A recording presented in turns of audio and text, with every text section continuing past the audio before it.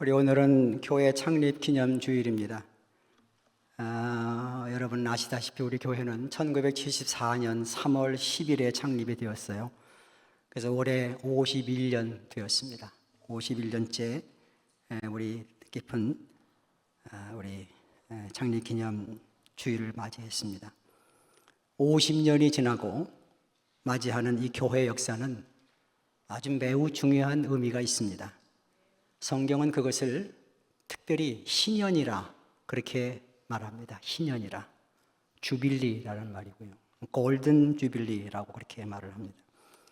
희년은 절기와 마찬가지로 율법의 규정을 해 놓았습니다.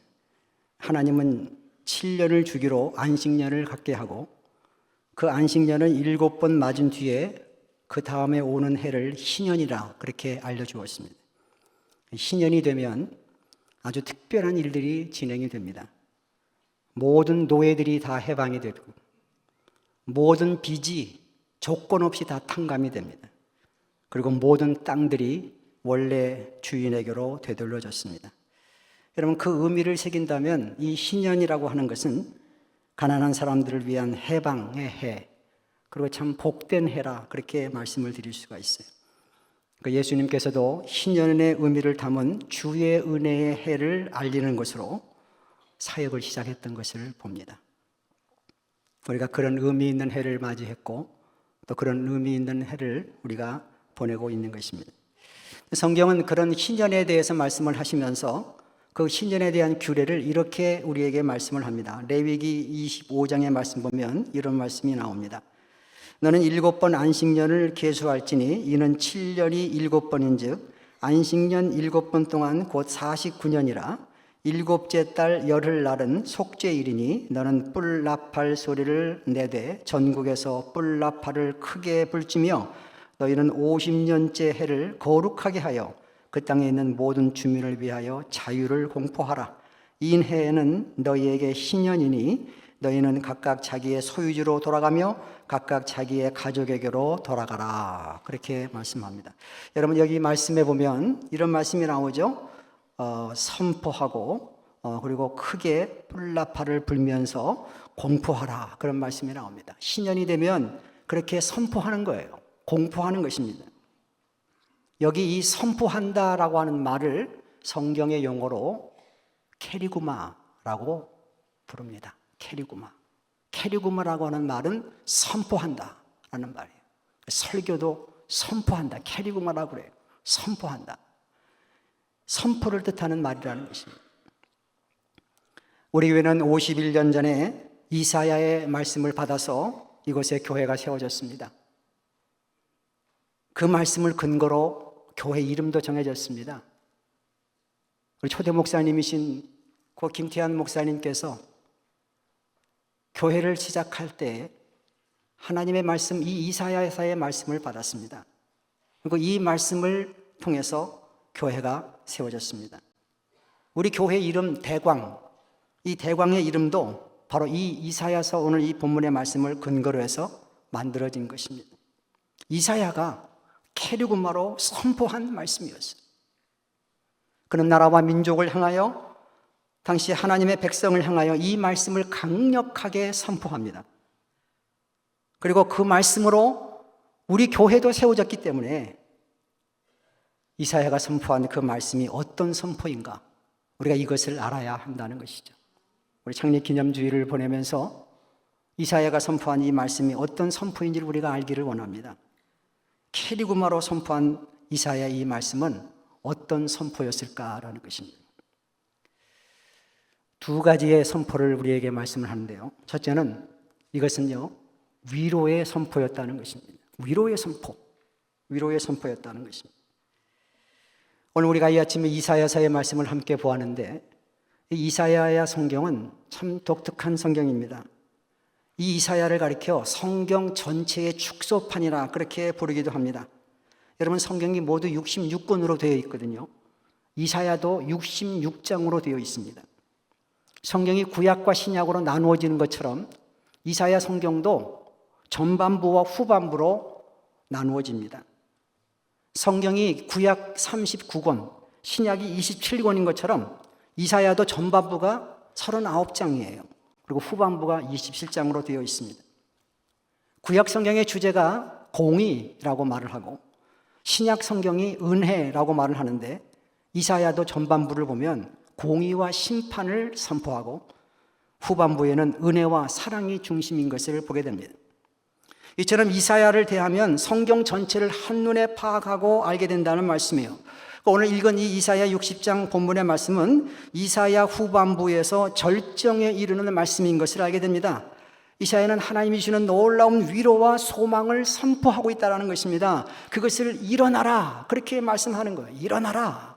여러분, 일어나라 라고 하는 말씀은 힘을 내라는 거예요. 힘을 내라. 위로라는 것이 절망과 고통 가운데 사람들의 영혼에 임했던 위로의 선포라는 말씀입니다. 이사야가 기록된 이 이사야서의 말씀의 중심 내용은 유다 나라의 멸망이었습니다. 당시 이스라엘은 북쪽과 남쪽으로 나누어져 있었는데 북쪽을 이스라엘이라고 불렀고 남쪽을 유다라고 불렀습니다. 이사야가 선포할 이 당시에는 북쪽 이스라엘은 이미 멸망을 당했어요. 그리고 남유다도 멀지 않아 그 나라가 망할 것이다 라고 하는 것을 예언하면서 선포를 했습니다. 그건 경고적인 차원에서 하는 말이 아니었습니다. 분명하게 이루어질 예언이었다고 하는 말씀이죠. 그래서 오늘 2절 말씀에 보면 이런 말씀이 나옵니다. 이제 곧 어두움이 땅을 덮고 캄캄함이 만민을 가리운다 라는 말씀이 나옵니다. 이 말씀에 보는 것과 같이 당시 유다는 매우 암담한 때였다라는 것입니다. 하나님의 심판이 불가피한 상황이 된 것입니다. 사회적으로 공의는 사라졌습니다. 불의가 팽배하고 있었습니다. 바른 판결을 내려야 될 사법부가 그 기능을 상실한 채 율법대로 법대로 판결하지 않았습니다. 그들의 입술에는 거짓이 가득했고 그들의 혀는 악을 조장하고 퍼뜨리고 있는 상황이었습니다. 도덕적으로 그들은 날마다 죄악을 생산하고 있었습니다. 죄가 죄를 낳으면서 온 나라 구석구석 문란과 파괴가 독버섯처럼 번지고 있었다는 것입니다. 영적으로 그들은 더 이상 하나님의 백성이 되지를 못했습니다. 하나님의 백성의 길을 포기하고 있었던 상황이었습니다. 분명 그들은 하나님의 선택받은 하나님의 백성들인데 하나님을 믿지 않습니다. 하나님을 찾지 않습니다. 열방과 같이 그들은 우상을 만들었고 그것을 섬기며 절하며 하나님을 저버린 것입니다. 이런 이들의 죄악으로 말미암아 유다는 이제 멸망한다는 것입니다. 하나님의 심판을 받게 된다는 거예요.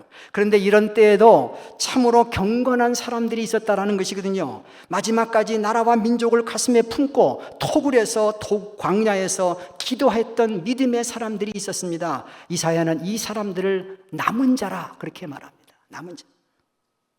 나무가 베어도 구루터기가 남아있듯이 거룩한 구루터기의 사람들이 남아있었다는 것입니다. 이사야는 유다에게 이 말 하나님의 준엄한 심판을 선언한 뒤에 바로 이 남은 자들을 향한 위로를 선포하고 있다는 말씀이에요. 나라가 망하는 슬픔과 절망의 현장에서 통곡하고 남은 모든 남은 자들을 향하여 메시지를 전하는 것이 바로 오늘 본문의 말씀. 일어나라, 힘내라, 빛을 발하라, 빛을 내어라, 이렇게 그들에게 위로를 선포하고 있다는 말씀입니다. 여러분, 우리가 믿는 하나님은 위로자가 되십니다. 하나님은 위로자로 우리에게 다가오시는 거예요. 하나님은 그 백성을 위로하십니다. 특별히 힘들고 어려운 상황에 있는 백성들을 위로하신다는 말씀이에요. 이사야는 바로 이런 하나님의 뜻을 잘 깨닫고 이사야의 후반부를 시작하는 이사야 40장의 시작을 어떻게 하는가? 이렇게 선포합니다. 너희 하나님이 이르시되 너희는 위로하라, 내 백성을 위로하라. 사도 바울도 신약 성경 고린도 후서에서 하나님을 이렇게 우리에게 소개하고 있습니다. 찬송하리로다 그는 우리 주 예수 그리스도의 하나님이시요 자비의 아버지시요 모든 위로의 하나님이시며 우리의 모든 환난 중에서 우리를 위로하사 우리로 하여금 하나님께 받는 위로로서 모든 환난 중에 있는 자들을 능히 위로하게 하시는 이시로다. 하나님은 위로하라, 일어나라 라고 말씀하시며 이곳에 이 땅에 대광교회를 세웠습니다. 그리고 하나님은 여기에 영원토록 좌정하시고 계시며 끊임없이 위로하라, 내 백성을 위로하라 라고 말씀하고 계십니다. 여러분, 그래서 교회는 위로가 있는 곳입니다. 하나님의 위로가 임하는 곳이 바로 교회예요. 그래서 교회는 무엇보다도 위로 공동체가 되어야 된다는 말씀입니다. 위로 공동체를 만들어야 된다는 것입니다. 위로의 공동체로 여기에 이 땅에 교회가 세워진 줄로 믿으시기를 바랍니다. 우리가 이 땅을 믿음으로 살아갑니다. 여러분, 모두가 이 세상에서 우리가 믿음으로 살아가는 믿음의 사람들이에요. 우리가 신앙생활하고 믿음생활하는 모든 삶의 본질은 평안에 있습니다. 평안. 그리고 교회의 본질도 평안이라고 저는 생각을 합니다. 교회의 본질도 평안이에요. 세상은 평안없지를 못합니다. 세상에는 평화가 없습니다. 세상은 평안을 주지를 않습니다. 매일 들려오는 소식을 보면 싸움과 분열과 갈등과 상처로 얼룩진 일들 아닙니까? 사람들은 그것을 매일 보면서 살아갑니다. 우리도 이 세상에서 이런 것들을 보면서 살아갑니다. 지겹도록 보기 때문에 교회는 평안하기를 바라보고 교회에 나오는 거예요. 근데 만약 교회마저 평안하지 못한다면, 평안을 주지 못한다면 우리 영혼은 어디에서 안식과 은혜를 얻을 수가 있겠습니까? 그래서 교회는 평안이 본질이에요. 평안이 사명이라는 것입니다.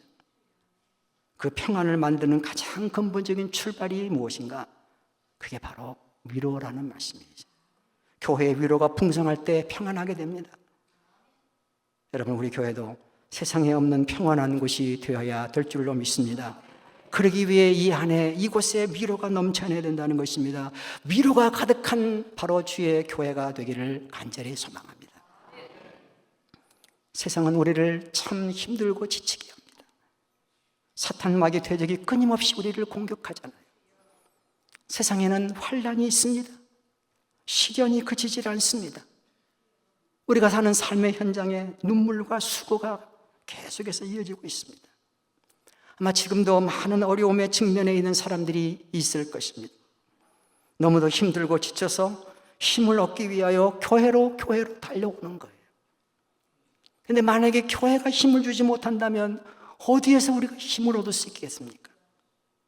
교회에서 힘을 얻지 못하면 어떻게 우리가 세상을 극복하며 이길 수가 있겠느냐 말이에요. 교회는 힘을 주는 곳이어야 합니다. 힘을 얻는 곳이어야 된다는 말씀이에요. 그래서 우리 앞서간 많은 신앙의 선진들이 성전을 노래하면서, 교회를 노래하면서 그 교회와 성전을 힘을 얻고 더 얻는 곳이다 라고 고백합니다. 특별히 우리가 눈물 골짜기의 삶을 지나갈 때에 큰 위로가 임하는 곳이라고 그들은 노래하는 것을 보게 됩니다. 여러분, 위로가 강력한 힘이라는 것이. 그래서 위로가 풍성하면 우리는 어떠한 어려움의 삶도 다 극복할 수가 있어요. 시련이 닥쳐와도 우리는 위로를 얻으면 이겨나갈 수가 있다는 말씀이에요.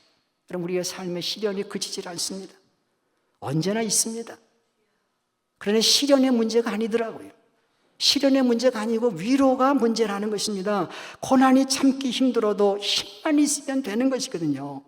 감당할 수 있는 힘만 있으면 되는 것이거든요. 위로가 바로 그 시련을 견디고 모든 아픔을 극복하게 한다는 말씀이에요. 여러분, 교회에서 바로 그런 위로를 받아야 되는 것입니다. 우리가 사는 삶의 현장을 보면 참으로 어렵고 힘들잖아요. 우리의 몸도 점점 늙어가고 후퇴해 갑니다. 몸의 질병으로 고통받는 사람들이 있습니다. 인간관계의 어려움으로 괴로워하는 사람들이 있습니다. 상처와 아픔이 좀처럼 우리의 삶에 가시질 않습니다. 한마디로 평안하지 못하게 살아가고 있습니다. 힘들고 어려운 상황에 처하며 우리가 살고 있습니다. 여러분, 이런 상태로 이런 모습으로 오늘 변함없이 우리가 주님의 전전 앞에 나온 것 아닙니까? 이런 우리를 향하여 하나님이 말씀하시는 거예요. 그 하나님의 세미한 음성을 우리가 들어야 되는 것입니다. 일어나라, 일어나라. 오늘 우리가 이런 귀한 하나님의 음성을 이 아침에 들어야 될 줄로 믿습니다. 믿음의 사람으로 이 땅에 사는 우리 모두를 향하여 하나님은 날마다 우리에게 일어나라 라고 선포하시며 가까이 다가오십니다. 어느 때보다도 위로가 필요한데 우리에게 힘을 내라고 말씀하십니다. 하나님의 백성을 향한 이 위로의 선포, 이 하나님의 귀한 음성, 여러분 마음에 깊이 새기시고 날마다 주의 몸된 교회로 달려와 큰 위로를 받고 큰 힘을 얻으며 살아가는 저와 여러분들이 다 될 수 있기를 주의 이름으로 축원합니다.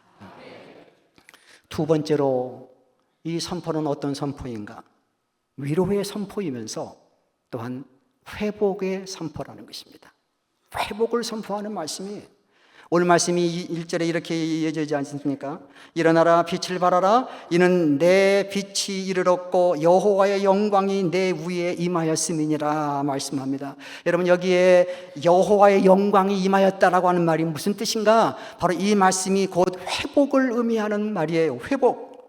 이사야는 이 말씀을 3절에서도 반복하여 강조하고 있습니다. 그리고 이어지는 모든 말씀 속에서 바로 이 여호와의 영광이 임한다라고 하는 놀라운 회복을 우리에게 말씀하고 있다는 것입니다.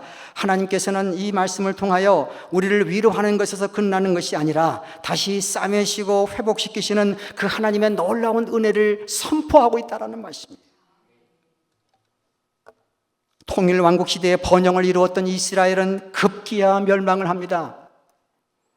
선지자와 남은 자들의 부르짖는 통곡에도 불구하고 이스라엘은 주전 586년 이사야의 예언대로 바벨론에게 멸망을 당합니다. 예루살렘이 무참히 짓밟혔습니다. 성전은 파괴가 되었습니다. 그토록 그들이 아끼고 사랑했던 성전이 파괴가 됩니다. 수많은 사람들이 바벨론 군사가 휘두른 칼에 의해서 다 쓰러져 버렸습니다. 아까운 인재들이 목숨을 잃었습니다. 나라를 잃어버렸던 백성들은 포로가 되어서 수만리의 길을 그들이 걸어가야만 했습니다. 기약도 없이 그들은 포로 생활에 고달픈 날들을 보내게 되었습니다. 포로 생활에 그들은 바벨론 강가에서 버드나무에 수금을 걸어놓고 망향의 슬픔에 젖어서 하염없이 눈물을 흘리는 세월들을 보내야 했습니다. 그러기를 70년 어쩌면 마음속에 희망이 시들어졌던 바로 그 시간에 그들은 이 모든 포로의 생활을 끝내고 예루살렘으로 다시 돌아옵니다. 하나님의 때가 되어서 꿈에도 그리던 고향 땅으로 그들이 돌아옵니다. 선지자들의 간절한 외침처럼 여호와께서 찢으셨으나 도로 낫게 하셨어요. 여호와께서 그들을 치셨으나 그들을 싸매어 주셨습니다. 시온에서 슬퍼하던 그들에게 화관을 주어서 죄를 대신하였고 희락의 기름으로 슬픔을 대신하였으며 찬송의 옷으로 근심을 대신하게 하셨습니다.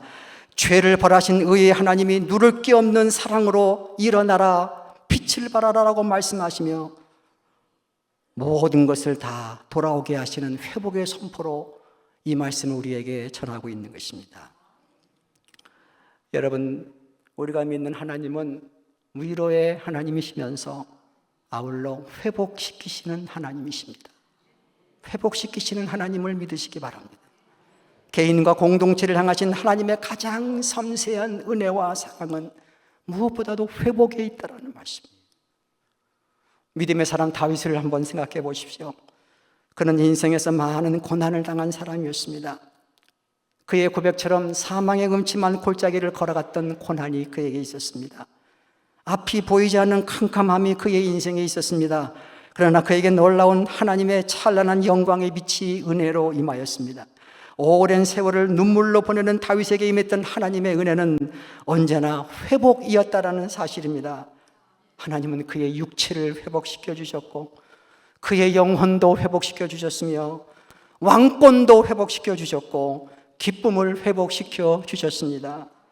그 다윗은 이런 하나님을 너무나 깊이 깨달았어요.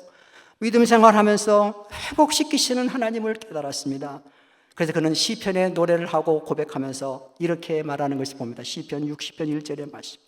하나님이여 주께서 우리를 버려 흩으셨고 분노하셨사오나 지금은 우리를 회복시키소서.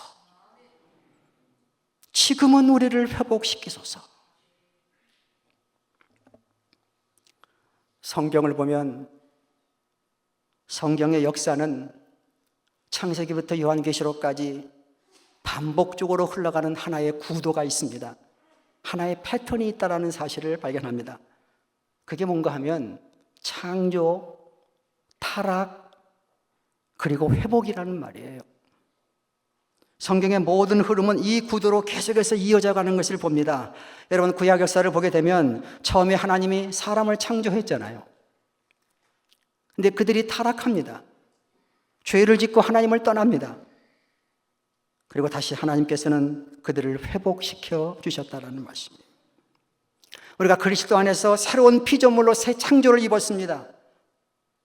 그러나 여전히 우리는 연약하기 때문에 하나님 앞에서 죄를 짓고 범죄하여 하나님의 분노를 유발시키지만 결국 하나님께서는 우리의 모든 것을 다시 회복시키신다라고 하는 것이 바로 신약 역사의 흐름입니다. 창조, 타락, 회복, 새 창조, 범죄, 그리고 회복.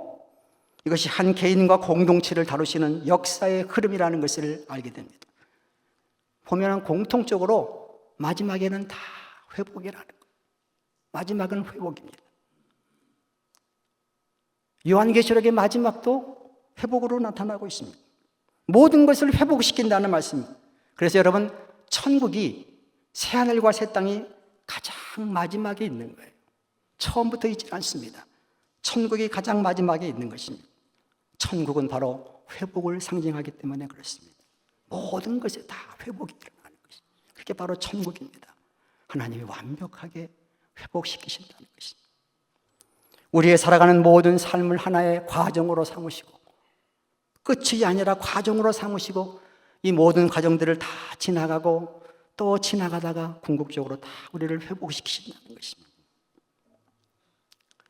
일어나라, 빛을 발하라. 이것은 우리를 회복시키시는 은혜의 선포입니다. 오늘 우리가 이사야를 통해서 회복을 선포하시는 이 말씀을 마음에 새기면서 우리가 창립기념 주일에 하나님 앞에 감사하고 우리들의 삶의 현장으로 나가야 될 줄로 믿습니다. 우리의 삶에 고통이 있습니다. 우리의 삶에 눈물이 있습니다. 우리가 사는 삶에 수고가 있습니다. 그러나 우리의 모든 눈물을 웃음으로, 우리의 슬픔을 기쁨으로, 우리의 약함을 강함으로 회복시키신다는 하나님의 은혜가 있음을 여러분 믿으시기를 바랍니다. 모든 고통을 감당하게 하시고 견디게 하시는 거예요. 이 모든 고통들을 다 지나가게 하시는 거예요. 고통이 머물러 있지 않습니다. 이게 다 지나가는 거예요. 다 회복시켜 주신다는 말씀입니다. 다 회복시켜 주십니다. 작년 6월에 저희들은 이 개봉동을 떠나서 경기도 파주로 이사를 했습니다. 지금 제가 파주에서 살고 있습니다. 이사 간 뒤에 저는 그 새 동네에 좀 적응하기 위해서 주변을 여러 곳을 다녀보았습니다. 근데 어느 날 길을 가다가 저희 집 근처에 도마를 전문으로 파는 가게가 있더라고요. 나무 도마, 여러분 부엌에서 쓰는 도마 알잖아요. 그 도마를 전문으로 파는 가게가 있어요. 그래서 아내가 도마가 좀 필요하다고 해서 거기서 도마를 하나 구입하게 되었습니다. 도마를 사려고 하는데 주인이 나무 도마를 사는 우리에게 도마에다가 무엇이든지 글귀 하나를 새겨준다는 거예요. 특별한 그런 가게더라고요. 이런저런 샘플을 보여주면서 무엇이든지 말하라는 것입니다. 그래서 무슨 글귀를 거기다 적어 놓을까? 제가 고민하고 생각하다가 떠오르는 게 있더라고요. 그래서 이렇게 새겨달라고 했습니다. 호크, 쿠오케, 트란스빗. 이렇게 새겨달라고 했습니다. 호크, 쿠오케, 트란스빗. 이 말을 번역하면 무슨 뜻인가? 이 또한 지나가리라 말입니다. 이제 곧 지나가리라는 말이에요. 아주 예전에 제가 여러분들에게 이 말이 어떻게 나왔는지 한번 전한 적이 있었습니다. 여러분, 이 말이 나오게 된 배경은 성경의 사람 다윗의 이야기에서 나옵니다. 물론 성경에 나오는 이야기는 아니에요. 그러나 사람들의 입으로 전해지는 유대 문헌에 기록되어 있는 다윗 왕 때의 이런 이야기가 하나 전해지고 있습니다. 평안한 삶이 이어지던 때에 하루는 다윗이 왕궁에서 가장 유능한 세공장을 불렀다고 합니다. 그리고 그에게 세상에서 가장 아름다운 반지를 하나 만들라, 그렇게 명령을 내립니다. 그러면서 그 반지에 왕이 평생에 기억될 만한 글귀 하나를 적어 넣어라, 그렇게 말을 했다고 합니다. 세공장은 자기를 인정해 준 왕을 위해서 정성과 힘과 기술을 동원해서 정말 아름다운 반지를 만들었어요. 근데 여기다가 무슨 글귀를 적어 넣을까 생각이 나질 않습니다. 그래서 당시에 세공장은 지혜롭기로 소문난 솔로몬 왕자를 찾아갔다는 것입니다. 솔로몬 왕자도 고민하다가 거기다 이렇게 적으라고 말했다는 것입니다. 바로 그 말이에요. 호크, 쿠오키에 트란스핏, 이렇게 적으라고 했습니다. 그러면서 이렇게 이야기를 했다고 합니다. 만약 왕이 영예의 순간, 최고의 순간에 이 글귀를 본다면 그는 교만할 수 없고 교만하지 않을 것이다. 곧 지나가기 때문에. 또한 왕의 생에 어떤 역경의 순간에도 그가 이 글귀를 본다면 결코 낙심하지 않고 절망하지 않을 것이다. 이것 또한 지나가기 때문에. 다윗은 반지를 보면서 너무나 기뻐했고 그 글귀를 보면서 더욱더 기뻐했다고 합니다. 그리고 그 말이 다윗 평생의 좌우명이 되었다고 합니다. 그래서 다윗이 지은 시편을 보게 되면 유독 지나간다, 넘어간다라고 하는 말의 표현이 자주 나오는 것을 보게 됩니다. 여러분, 그가 이 말을 평생의 가슴에 새기며 살았다는 증거예요. 그는 높아지고 또 높아져서 영예와 축복을 누리면서도 결코 자만하지 않았습니다. 자만할 수가 없었습니다. 이것이 지나가는 것임을 알았기 때문이었습니다. 또한 그는 고통과 아픔의 순간에도 절망하지도 않았습니다. 이것 또한 지나가는 것을 깨달았기 때문이었습니다. 여러분, 모든 것은 다 지나가는 거예요. 영광의 순간도 지나가고 고통과 아픔도 지나갑니다. 다 지나갑니다. 여러분, 지금 힘드십니까? 아프십니까? 눈물 나도록 괴로우십니까? 기억하십시오. 지나갑니다. 곧 지나갑니다. 우리가 영원한 천국에 이르기까지 모든 것은 다 지나가는 과정. 하나님이 다 지나가게 하시고 우리를 다 회복시키신다는 말씀입니다. 완벽하게 원상으로 복귀시킨다는 말씀입니다. 우리는 지금 희년의 시기를 맞이했습니다. 50년이 지나고 51년, 그야말로 희년의 때를 보내는 그런 시간입니다. 희년은 앞서서 말씀을 드린 것처럼 해방의 해예요. 해방의 선포라는 것입니다. 모든 것의 자유와 해방이 임하는 것이 바로 희년입니다. 희년의 시기를 맞이하고 그 희년의 시기를 보내는 우리 교회에도 모든 것에 해방이 임할 줄로 믿습니다. 희년의 때를 보내는 여러분들의 모든 삶에도 해방과 회복이 임하기를 주의 이름으로 간절히 축원합니다.